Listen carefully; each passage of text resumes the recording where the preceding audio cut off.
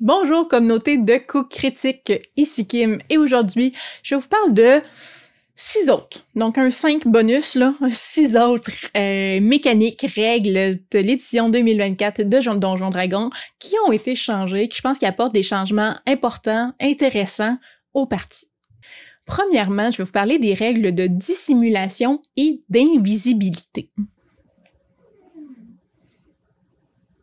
Je sais pas si vous l'entendez, mon chat il ronfle.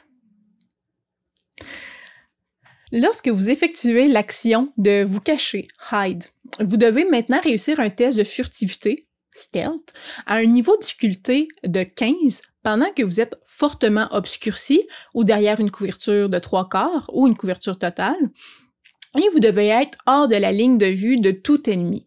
Donc, si vous pouvez voir une créature, vous pouvez discerner si elle peut vous voir ou non. Donc, vous pouvez le savoir. Si vous réussissez le test, vous avez la condition invisible. Donc, vous notez le total que vous avez obtenu sur votre test là, quand vous l'avez réussi pour vous cacher. Et ça va devenir la marque à battre pour une créature qui tente de vous voir, dans le fond, qui tente de vous trouver avec un test de perception, vous trouve. Mais vous, pour réussir en partant, devez atteindre au moins 15 comme niveau de difficulté. La condition invisible aussi a changé. Donc, ça vous donne la condition invisible, mais c'est pas la même chose qu'avant. Donc, pendant que vous avez cette condition-là, les effets suivants vont s'appliquer. Si vous êtes invisible alors que l'initiative est roulée, vous avez avantage sur votre jet d'initiative. Vous n'êtes pas affecté par aucun effet qui requiert de voir les cibles, à moins que la personne créant l'effet puisse vous voir d'une manière quelconque. Tout votre équipement, vos vêtements là, sont aussi jugés invisibles. Les jets d'attaque contre vous se font à désavantage et vos attaques se font à avantage. Si vous êtes caché, mais une des choses suivantes se produit ou si vous perdez instantanément votre condition. Donc, vous faites un son plus fort qu'un murmure, un ennemi vous trouve, donc ça c'est évident, ou vous faites une attaque, ou vous lancez un sort avec une composante verbale, donc tout ça fait que vous perdez automatiquement votre condition invisible. Puis il est important de noter là, que la condition invisible, c'est pas le sort d'invisibilité. Nulle part dans la condition invisible, on mentionne que vous êtes réellement translucide ou transparent. Votre roublard peut pas se cacher derrière un brin d'herbe et devenir invisible. Donc ça ne fonctionne pas. Là, il faut véritablement avoir une vraie cachette pour être caché et avoir la condition invisible. En partant, en mettant un test avec un DC de 15 là, pour réussir à stimuler, ça rend, selon moi, l'action quand même beaucoup plus difficile pour tous les personnages qui n'ont pas beaucoup de dextérité ou qui ont des malus en stealth avec une grosse armure. Donc, aussi, les roublards, dans les premiers niveaux, risquent d'avoir plus de difficultés qu'avant. C'est devenu genre aussi presque impossible là, pour un paladin avec une armure en plate d'essayer de se cacher. Toutefois, on peut quand même dire que ce choix-là a du sens. Donc, c'est comme si certaines classes étaient pas douées pour sauter dans les buissons, disparaître, briser la ligne de vue là, et se cacher. Là. D'autres classes, comme un paladin lourdement blindé, il va pas s'accroupir derrière les buissons pour se cacher. Là. Il trompera pas personne. Donc, c'est en guillemets plus réaliste que son armure fasse du bruit, que ça claque, qu'il soit gros, qu'il ne soit pas dextre pour se cacher. Donc, il y a une logique quand même derrière ça, mais ça rend quand même la mécanique plus difficile pour les bas niveaux, les roublards qui un peu se fient à ça, pouvoir se cacher. Deuxième mécanique, côté exploration, il y a des nouvelles options concernant la malnutrition et la déshydratation. Donc, faut s'assurer en voyage d'avoir assez de rations et d'eau pour survivre ou devoir chasser, trouver des sources d'eau propres. Pour moi, ça donne plus d'intérêt envers les sorts qui permettent de purifier la nourriture et les boissons qui étaient souvent laissés à l'abandon. Là. Donc, notre ranger prenait ça, notre rôdeur prenait ça dans son arsenal, mais à quel point il l'utilisait souvent? Pas souvent. Donc, les états de malnutrition et de déshydratation vont amener maintenant des points d'épuisement. Vous pouvez pas supprimer l'épuisement acquis de cette manière-là tant que vous n'avez pas mangé ou bu, justement, pour faire disparaître ça. De la même manière, il y a des règles qui vont gérer la suffocation. Les personnes qui peuvent toujours retenir leur souffle pendant plus d'1 minute, là, c'est possible, mais ils vont gagner de l'épuisement à chaque tour jusqu'à ce que vous puissiez respirer à nouveau. Donc, à chaque tour, après 6 tours, vous mourrez asphyxié là, dans l'eau ou si vous êtes pris dans une chambre remplie de gaz que vous ne pouvez pas respirer. Donc, les niveaux d'épuisement disparaissent si vous pouvez respirer, mais c'est pas un grand changement par rapport à ce qui existait avant, là, mais c'est juste beaucoup plus clairement défini maintenant dans le manuel du joueur. Les règles concernant la gestion des armes en combat est aussi beaucoup plus simple qu'avant, à mon avis. Maintenant, on peut changer d'arme pendant l'action de combat. Vous allez me dire que c'était comme ça avant? Pas tout à fait. Avant, on pouvait tirer avec un arc, le laisser tomber et ensuite, avec ma prochaine attaque, prendre mon épée et attaquer avec. Maintenant, t'as plus besoin de laisser tomber l'arc, tu peux le ranger. Donc, ça semble pas révolutionnaire, on s'entend là, mais pour quelqu'un qui devait parfois changer d'arme en combat, abandonner un arc en plein milieu du terrain pour sortir une arme en corps à corps, ça pouvait compliquer les choses s'il fallait que mon groupe d'aventuriers se sauve. Ou fallait que moi je me déplace sur le terrain, puis là j'avais mon arc qui traînait en plein milieu de nulle part.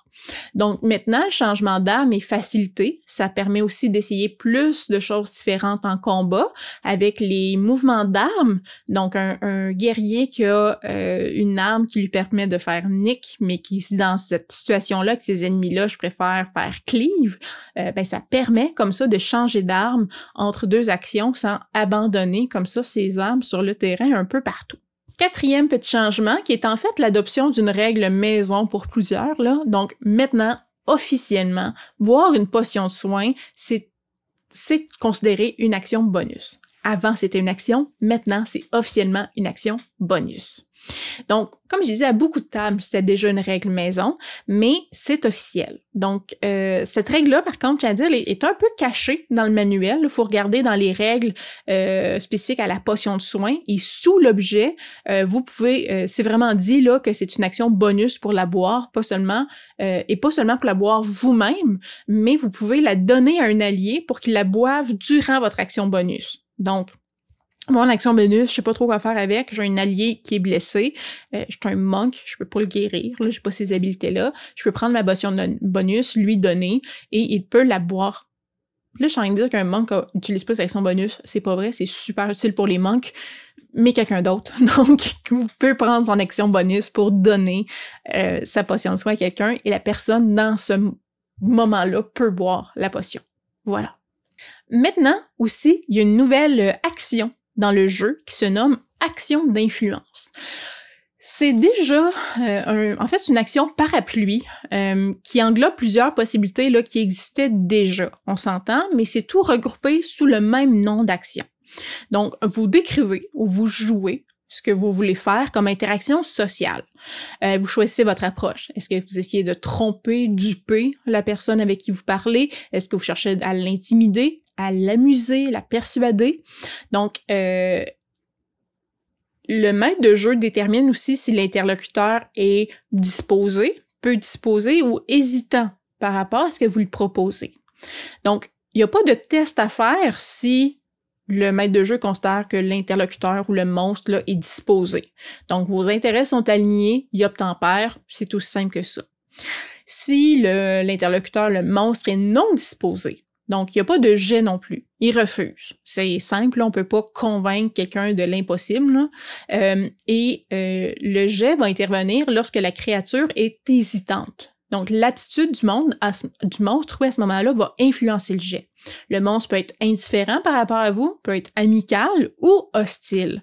Et à ce moment-là, donc, le maître de jeu choisit quelle habilité la plus appropriée avec ce que vous avez joué ou décrit, avec un niveau de difficulté par défaut de 15.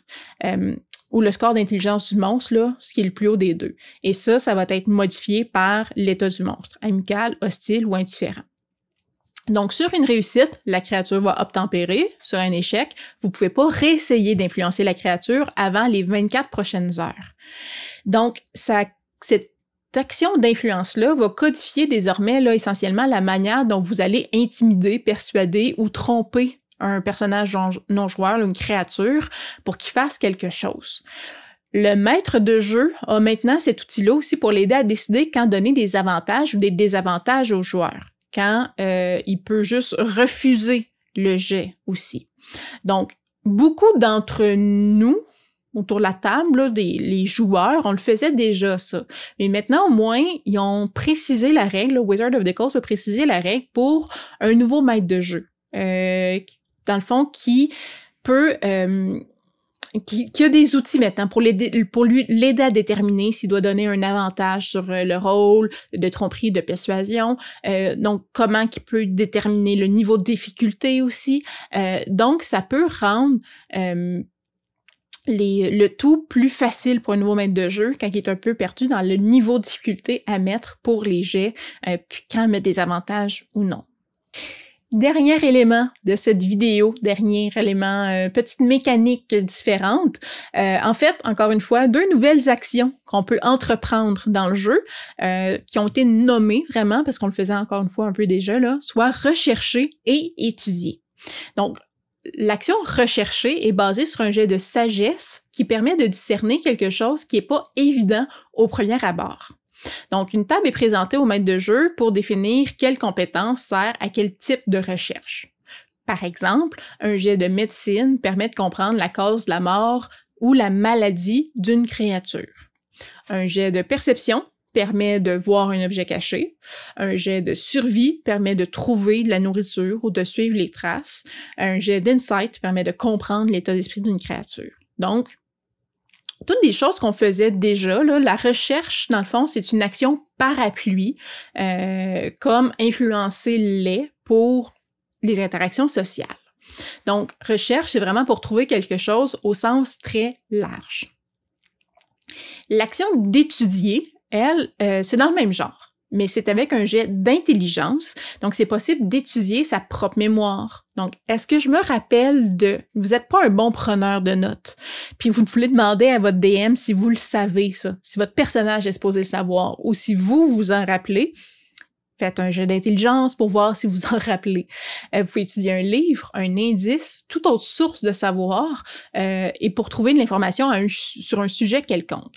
Donc, encore une fois, les compétences sont listées pour proposer des zones, des areas de savoir, là. Donc, arcane, histoire, investigation, nature, religion. Donc, chacune de ces compétences-là, il y a des types de monstres aussi, aberrations, géants, dragons, démons, par exemple. J'aime ça parce que y a 2 dons dans les règles maintenant qui nous permettent d'étudier ou de rechercher en tant qu'action bonus. Donc, en théorie, on pourrait voir quelqu'un sur le terrain étudier un monstre à son tour en tant qu'action bonus pour mieux gérer ses attaques durant le combat. De la même manière, ça serait possible avec les sources d'informations que le groupe d'aventuriers se prépare à un grand affrontement avec les bonnes potions, les bons parchemins, les bonnes armes, parce qu'ils vont savoir les faiblesses des monstres qu'ils vont attaquer parce qu'ils les ont bien étudiés. Donc, des mécaniques nouvelles ou des nouvelles suggestions, je pourrais dire, aux maîtres de jeu pour certaines mécaniques qui existaient déjà, mais on fournit des outils supplémentaires qui nous permettent d'approfondir parfois le jeu, qui nous permettent des fois de penser hors des sentiers battus pour préparer nos actions. Là, je pense par exemple à étudier, rechercher, qui nous permettent de prévoir certaines choses et d'avoir une meilleure stratégie de combat. Des règles maison qui ont été officialisées, comme boire une potion, maintenant aussi qui permet de le donner à quelqu'un d'autre pour qu'il puisse la boire en action bonus aussi. Donc, certaines clarifications, certaines choses qui existaient déjà, mais qu'on a encore une fois là un peu plus mécanisées pour permettre les maîtres de jeu qui n'ont jamais joué, pour que ce soit plus facile là, pour eux. Ben voilà, donc différents types comme ça de nouvelles mécaniques. Si vous n'avez pas écouté la première vidéo, premièrement, sur les 10 autres mécaniques dont j'ai parlé, ben vous pouvez la retrouver ici. Je vais la mettre là, mieux vaut tard que jamais, comme on dit. Ben sinon, on a plein d'autres vidéos sur Donjons Dragons 2024. Vous pouvez regarder la liste de lecture, vous pouvez vous abonner avec cette liste de lecture spécifiquement là, si vous voulez, pour ne rien manquer sur ce sujet-là. Si vous avez, encore une fois, des mécaniques, des règles que je n'ai pas nommées dans mes 2 vidéos sur les règles qui ont changé dans le manuel du joueur. J'ai pas encore abordé le guide du maître de jeu. Ben, vous pouvez les partager en commentaire si vous voyez des combines possibles avec les nouvelles mécaniques que j'ai nommées. Encore là, décrivez-les en commentaire, donnez des idées aux autres joueurs. C'est tout le temps le fun d'être inspiré par la communauté. Puis sinon, ben, je vous dis à la prochaine. Bye!